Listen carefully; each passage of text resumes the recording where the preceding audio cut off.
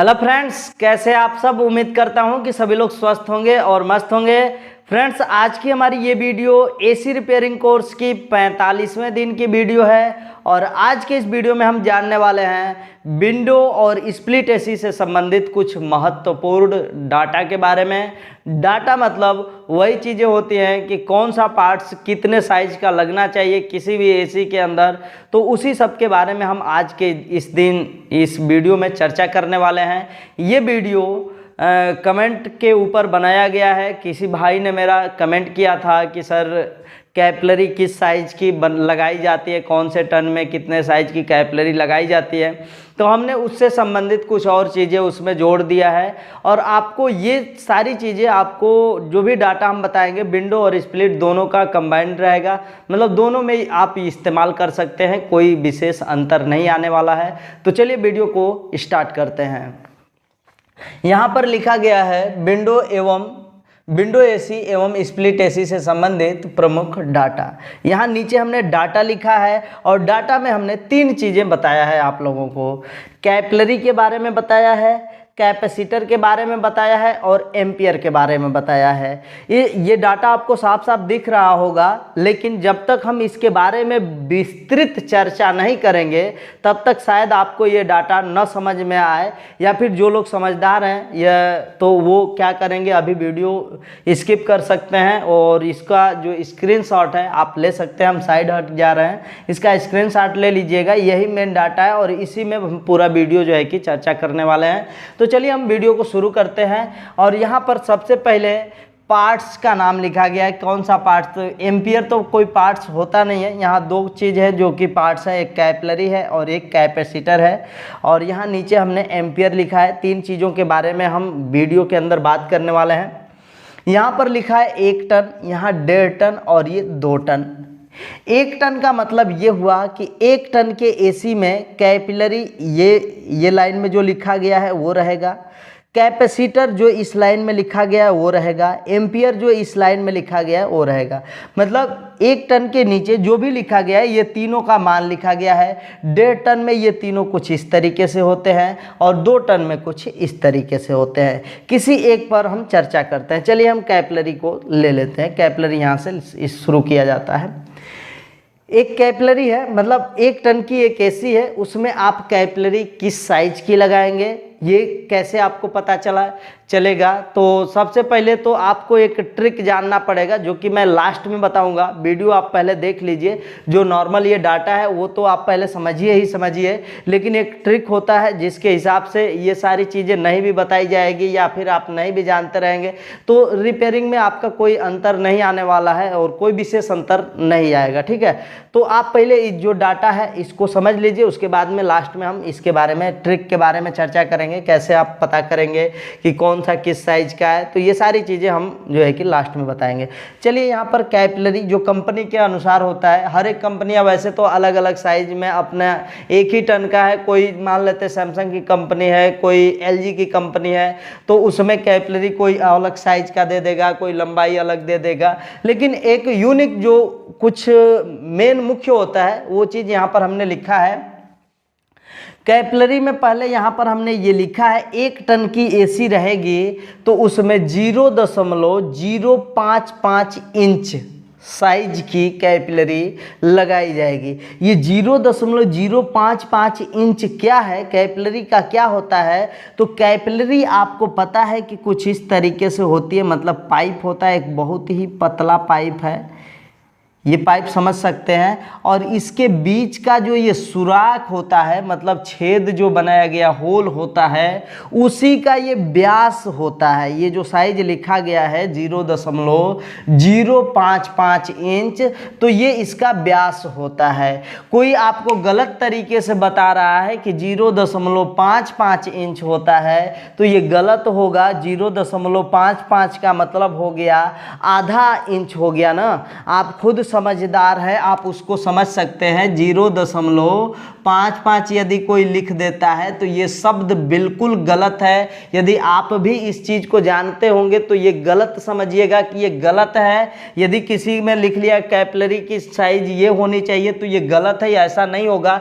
ये इसका मतलब ये हुआ कि पूरा टोटल आधा इंच की पाइप, मतलब कि जो कि बहुत मोटी होती है, कैपिलरी उतना मोटा नहीं लगाया जाता है। 0.055 इंच जो है कि कैपिलरी की साइज होनी चाहिए। बीच में 0 जरूर लगा रहेगा, उसके बाद जो है कि 5-5 इंच रहेगा। तो 1 टन की एसी के अंदर ये जो है कि आपको कैपिलरी लगानी है। उसके बाद ये 32 इंच लंबाई रहेगा। ये व्यास है, ये वाला जो सिस्टम है ये व्यास है और उसकी लंबाई जो है 32 इंच रहेगा। मतलब 12 दूना के 24 और 12 तिहाई 36, मतलब 3 फीट से 4 इंच कम रहेगा। ठीक है, या फिर 1-2 इंच आप एक्स्ट्रा बढ़ा या घटा देते हैं तो कोई अंतर नहीं आता है। लेकिन कंपनी जो है 1 टन के लिए यही कहता है कि आप 32 इंच लंबाई वाला कैपिलरी इस्तेमाल करें, जो कि 55 नंबर की है। इसको नंबर भी बोला जाता है। आप मार्केट में जाइएगा ना तो ये 0.055 ये इतना बोलने की ज़रूरत नहीं है। आप सीधे सीधे कह दीजिएगा कि 55 नंबर की कैपिलरी चाहिए तो वो दे देगा। ठीक है, लास्ट में और ट्रिक बताएंगे आप लोगों को, ध्यान से वीडियो को देखते रहिएगा, समझते रहिएगा। 1.5 टन में आते हैं तो वही कैपिलरी की साइज यहाँ पर 0.060 इंच है, मतलब 60 लिख दिया गया है। वैसे तो 60 नहीं पढ़ा जाता है, 60 पढ़ा जाता है। और ये डबल उस पर इंच, मतलब ये निशान है ना डैश का, ऐसे कॉमा का निशान, तो उसको इंच पढ़ा जाता है। तो ये इंच है तो 0.060 इंच का क्या होता है व्यास का कैपिलरी, कितना लंबा, 27 इंच लंबाई का 1.5 टन के अंदर लगेगा। मतलब 55 नंबर से ये क्या थोड़ा सा 60 नंबर बड़ा होता है। इसको हम सीधे सीधे 60 नंबर भी कह सकते हैं। या फिर कोई कहता है 60 नंबर की कैपिलरी है तो वास्तविकता उसका, कोई कहेगा कि 60 नंबर की कैपिलरी, 60 नंबर की कैपिलरी, इसका वास्तविक मतलब क्या होगा 0.060 इंच। ये क्या है व्यास है। ठीक है, नंबर तो अपने मतलब कि सुविधा के लिए लोग बोल देते हैं कि ये 60 नंबर या 55 नंबर। ठीक है, लेकिन ओरिजिनल जो बात होती है वो ये होती है और ये उसका व्यास होता है। व्यास मतलब जो बीच का सुराख है उसके बीचों बीच जो सबसे लंबी रेखा खींची जा सके वो इसकी लंबाई वो उतना जो है कि लिखा गया है।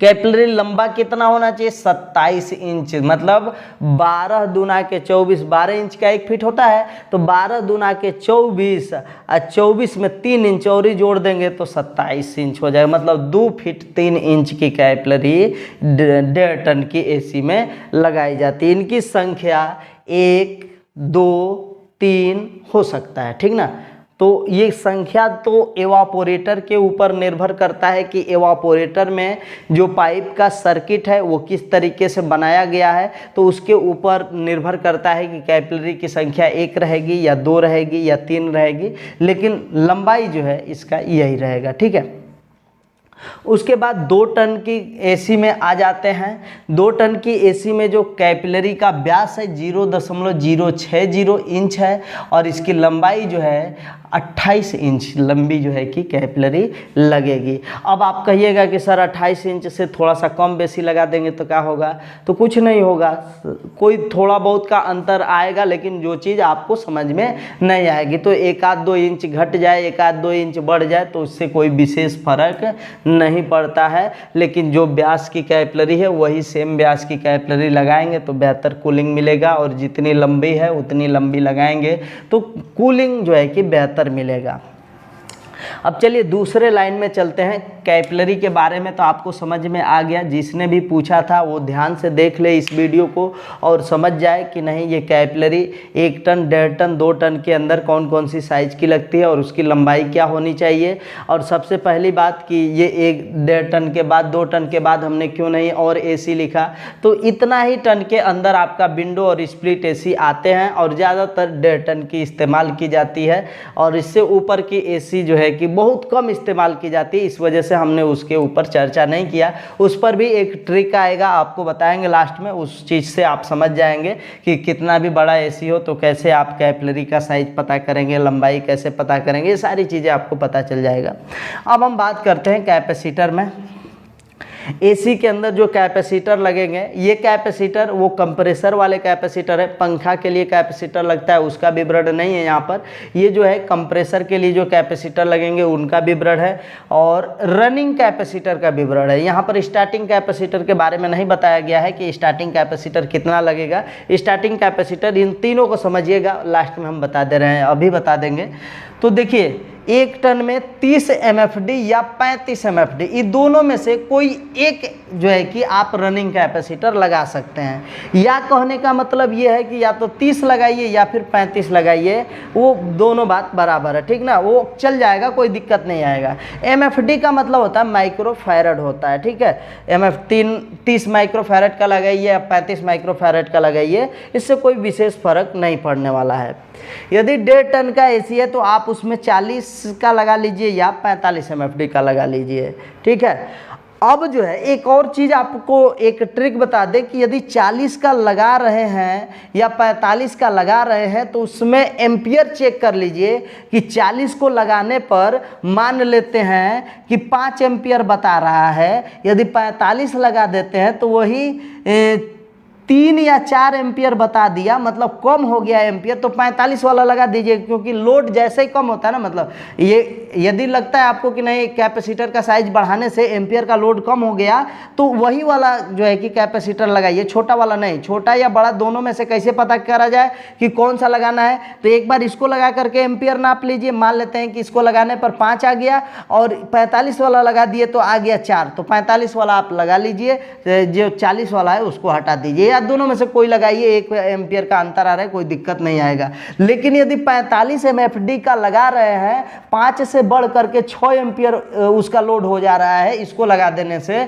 तो 45 का नहीं लगाया जाए तो बेहतर होगा। तो कैपेसिटर लगाने से भी क्या होता है, छोटा बड़ा कैपेसिटर करने से भी कंप्रेसर का जो एम्पियर का लोड होता है वो थोड़ा सा घट या बढ़ जाता है, ये चीज़ भी आप लोग ध्यान दीजिएगा। उसके बाद यहाँ पर 55 है या 60 है, कितने में, 2 टन में, या तो 55 MFD का लगाइए या फिर 60 MFD का कैपेसिटर, रनिंग कैपेसिटर लगाइएगा। रनिंग कैपेसिटर तो समझ गए। अब ये आपका दिमाग में रहेगा कि 1 टन रहेगा तो स्टार्टिंग कैपेसिटर कौन सा लगे, 1.5 टन में कौन सा स्टार्टिंग कैपेसिटर लगेगा, तो कोई एक कैपेसिटर हम बता दे रहे हैं, क्योंकि जो रनिंग कैपेसिटर होता है इसको तो फिक्स करके लगाया जाता है एसी के अंदर, लेकिन स्टार्टिंग कैपेसिटर को कुछ क्षणों के लिए लगाया जाता है। तो कुछ क्षणों के लिए आपका 100 से 110 MFD पावर का रहेगा, सॉरी 100 से 120 आता है ना, 100 से 120 वाला रहेगा, तो आप चाहे 1 टन में लगाएं, चाहे 1.5 टन में, चाहे 2 टन में लगाएं, कोई अंतर नहीं आएगा। या फिर 1 टन के लिए आप कम कर सकते हैं, 80-100 कर सकते हैं, ठीक है। 80-100 का मतलब ये 2 पावर लिखा रहता है स्टार्टिंग कैपेसिटर के ऊपर, ये पीछे हम बता चुके हैं, यदि आप लोग पीछे से वीडियो सभी देखे होंगे तो आपको पता होगा। 80-100 लगा लीजिए 1 टन के लिए, या 1.5 टन में भी ये भी काम कर जाएगा, वो भी काम करेगा, क्योंकि ये दोनों जो कैपेसिटर मतलब स्टार्टिंग जो कैपेसिटर होते हैं, यदि आप पावर में बड़ा भी लगा देते हैं तो ये कुछ क्षणों के लिए काम करता है, मतलब मात्र 1 सेकंड के लिए ये काम करता है, उसके बाद इसका काम खत्म हो जाता है। तो यदि अधिक भी रहेगा ना तो कोई विशेष फर्क नहीं पड़ने वाला है एसी के ऊपर। अब चलिए कैपेसिटर तो आप समझ में आ गया होगा, रनिंग कैपेसिटर के बारे में बता दिया।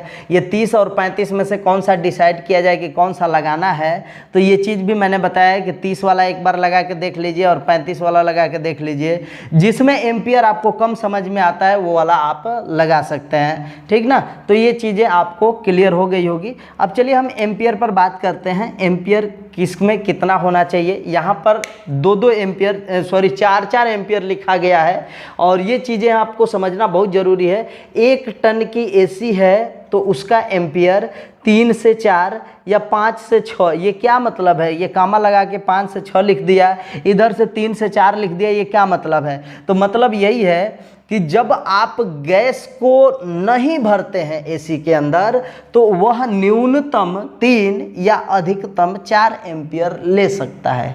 क्लियर समझ में आ रहा है। जब आप एसी में गैस नहीं भरे हैं, खाली है एसी, और उस समय एसी का कंप्रेसर चला रहे हैं, तो उस कंप्रेसर का न्यूनतम जो एम्पियर है 3 एम्पियर आना चाहिए और अधिकतम 4 एम्पियर आना चाहिए। इसके बीच में आ रहा है 3.5 4 हो रहा है, तो ये समझिए कि हमारा जो कंप्रेसर है बिल्कुल सही है। लेकिन जब आप गैस भर देते हैं उसमें, तो न्यूनतम 5 या अधिकतम 6 एम्पियर होना चाहिए। ये कामा से पहले का मतलब ये है, कामा से पहले 2 मान का मतलब न्यूनतम और अधिकतम है। तो पहले वाला का मतलब यही है कि आप एसी में गैस चार्ज नहीं किए हैं तब इतना दिखाएगा, कामा के बाद वाला एसी में गैस चार्ज कर दिए हैं तब ये दिखाएगा। सेम वही 1.5 टन के लिए है। 5 से 7 एम्पियर की एम्पियर जो है कि 1.5 टन का एसी बिना जो है कि गैस का लेगा, मतलब बिना गैस चार्ज किए आप चेक करते हैं, न्यूनतम 5 से भी न्यूनतम ले रहा है, कम ले रहा है तो कोई अंतर नहीं आएगा, ठीक ना। कम लेना चाहिए, अधिक नहीं लेना चाहिए। यदि कम ले रहा है तो जैसे कहिएगा कि ये 5 एम्पियर से 7 एम्पियर आपने लिखा है, ले रहा है 3 एम्पियर, तो क्या गड़बड़ है? नहीं, गड़बड़ नहीं है, और बढ़िया है, ठीक ना, और बेहतर है। जितना कम एम्पियर लेगा उतना ही बढ़िया माना जाएगा, क्योंकि जितना एम्पियर कम लेता है उतना लोड कम लेगा, जितना लोड कम होगा बिजली की खपत कम होगी, बिजली की खपत कम होगा तो बिल आपका कम आएगा। ठीक है, क्लियर समझ में आ गया होगा। तो यहाँ पर देखिए, ये बिना गैस चार्ज किए ये न्यूनतम 5 एम्पियर और अधिकतम 7 एम्पियर होना चाहिए। गैस चार्ज कर देने के बाद यही जो एम्पियर का मान है वो 8 या 9 एम्पियर के आसपास आ जाना चाहिए। किस में? 1.5 टन की एसी में। 2 टन के लिए क्या है? न्यूनतम 6 एम्पियर, मतलब बिना गैस का, गैस नहीं चार्ज किए हैं, खाली आप उसको चालू करके चेक कर रहे हैं, तो उस कंप्रेसर की जो एम्पियर क्षमता है वो 6 या 8 के बीच में ही बताना चाहिए। और गैस भर देने के बाद 8 से 11 के बीच, 10 से 11 एम्पियर के बीच में होना चाहिए। 10 भी हो सकता है, 11 भी हो सकता है, ठीक है, 10.5 भी हो सकता है। एक आध एम्पियर बढ़ भी जाए, 12 हो जाए तो भी कोई दिक्कत नहीं है। अब ज़रूरत से ज़्यादा, मतलब 5-7 एम्पियर का अंतर आने लगे कभी भी, तो वो समझ लीजिएगा कि एसी आपका सही से काम नहीं कर रहा है, लोड ले रहा है, ज़्यादा लोड ले रहा है। ठीक है, तो क्लियर आपको समझ में आ गया होगा हमने जो आज बताने की कोशिश की आप लोगों को। और ये बहुत ही इंपॉर्टेंट टॉपिक है, और इस पर आप कभी भी वीडियो ढूंढिएगा मतलब यूट्यूब पर, तो सभी के लिए अलग अलग वीडियो आपको मिलेगा। लेकिन हमारे इस कोर्स के तहत आपको सभी को एक ही में हमने समेट दिया है, और आप एक वीडियो देखिएगा तो पूरी बातें आपको समझ में आ जाएगी। फ्रेंड्स, इस डाटा को पूरी तरह से सीखने के बाद आपको एक चीज़ और बताया था मैंने कि लास्ट में आपको एक ट्रिक बताऊंगा कि किस तरीके से आप ये पता कर पाएंगे कि कौन से एसी में कितने नंबर की कैपिलरी है या कितना इंच लगाया जाएगा। तो इसमें कोई बहुत बड़ी बात नहीं है, बहुत कुछ सीखने वाली बात नहीं है। आप ये समझ लीजिए, बहुत जो टेक्नीशियन लोग करते हैं वो चीज़ आप समझिएगा। ये इतना सारी चीज़ें कब कौन किसको याद रहेगा, नहीं याद रहेगा। आप स्प्लिट एसी हो, विंडो एसी हो, जिसमें भी हो, कैपिलरी बदलना चाहते हैं, कैपिलरी का पहले तो आप लंबाई देख लीजिए, सेम कैपिलरी निकाल लीजिए, पूरी कैपिलरी निकाल लीजिए, कैपिलरी की लंबाई नाप लीजिए और उसको निकाल करके ले करके जाइए और दिखा दीजिए कि ये साइज का हमको कैपिलरी चाहिए। कैपिलरी नापने के लिए एक कैपिलरी का गेज आता है जो कि गोल छल्ले में होता है, और इसमें कई पिन होती हैं, और इसमें जो है कि पिन का अलग अलग मोटाई होता है। जैसे ये मैंने 2 पिन बना दिया, इसमें 3 पिन बना दिया, इस तरीके से कई पिनें होती हैं इस छल्ले के अंदर। जो पिन कैपिलरी के होल में घुस जाती है उस पिन के ऊपर उसका नंबर लिखा रहता है, जिसके हिसाब से आप कैपिलरी के साइज को पता कर पाएंगे कि कितने नंबर की कैपिलरी है। और वो सारी चीज़ें आपको पता करने की ज़रूरत नहीं है, जहाँ पर आप खरीदने जाइएगा ना वो देख करके आपको बता देगा, या फिर उसके पास ये सारी चीज़ें रहेंगी।